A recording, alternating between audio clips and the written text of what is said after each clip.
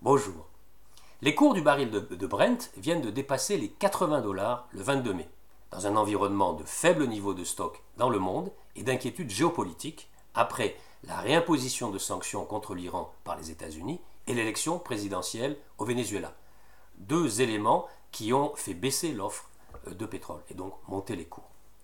Autour de environ 78-79 dollars aujourd'hui, le Brent s'envole de 46% sur un an, mais ne gagne que 21% sur 3 ans. Il faut en effet se souvenir que début 2016, le Brent était à 27 dollars. Sur cette période, donc, la hausse cumulée est de 185% environ. Alors, quelles sont les conséquences de cette envolée de l'or noir? Et faut-il en avoir peur? Est-ce que c'est du bon ou une mauvaise nouvelle? Sur les marchés actions, bien évidemment, les valeurs énergétiques ont rebondi. Et sur les produits financiers liés au pétrole, eh bien, les investisseurs qui avaient anticipé la hausse sont évidemment très gagnants. Côté macro, la progression du pétrole est largement due à une demande mondiale dynamique. Il faut donc la voir comme un symptôme d'une économie mondiale en pleine croissance qui se porte bien, c'est positif. Mais attention, à terme, il faut ici y voir une ponction sur le revenu disponible des ménages. Voilà ce que nous explique Stéphane Déo, le stratège de la Banque Postale AM. Si les prix du pétrole se stabilisent au niveau actuel, d'après notre modèle, la ponction sur la croissance annuelle du revenu disponible des ménages atteindra un pic en juillet à 1,5%. 1,5% de ponction. La consommation va être inévitablement affectée et donc un tassement de la croissance européenne, certes transitoire, est tout à fait possible. Cela arriverait après des chiffres, je vous le rappelle, 2018, qui sont pas terribles pour l'instant, un petit peu poussifs. Côté politique monétaire maintenant, eh bien, cela complique la tâche des banques centrales. La Réserve fédérale en tête. Ces banques centrales qui doivent surveiller l'inflation tirée par la hausse du pétrole.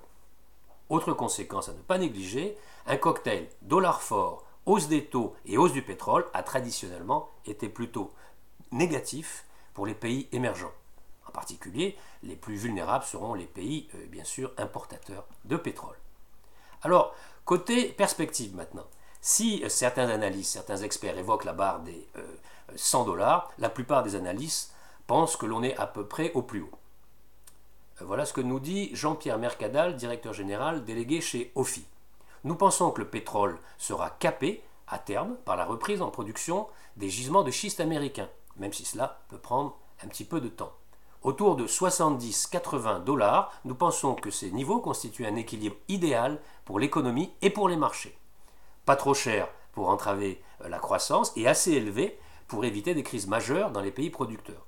Et plus généralement, pour éviter une suspicion sur les marchés émergents, nous explique Mercadal de chez OFI. Mais attention, il ajoutait également, une hausse intempestive au-dessus de ces niveaux serait négative pour l'économie mondiale et les marchés, donc des niveaux à surveiller. Le gérant d'actifs DWS pense également que le mécanisme d'offre et de demande constitue une bonne force de rappel. Guillemets, il est intéressant de noter que la production américaine continue d'augmenter, ce qui rend improbable le scénario d'une véritable explosion du prix du pétrole. Voilà ce que nous dit DWS. Dans la même veine, pour Christina Hooper, stratégiste mondiale en chef chez Invesco, qui d'ailleurs note qu'historiquement il n'y a pas de corrélation évidente ou forte, dans un sens ou dans l'autre, entre les marchés actions et le pétrole. Mais elle ajoute, la hausse du pétrole pourra affecter les actions de diverses manières, par exemple en poussant la Fed à être plus agressive. Cela dit, globalement, nous explique cette stratège d'Invesco, les fondamentaux des actions restent solides, mais les investisseurs doivent s'attendre à davantage de volatilité. Je l'ai souvent indiqué ces derniers temps. Alors, à bientôt, bon trade et attention à la volatilité. Merci.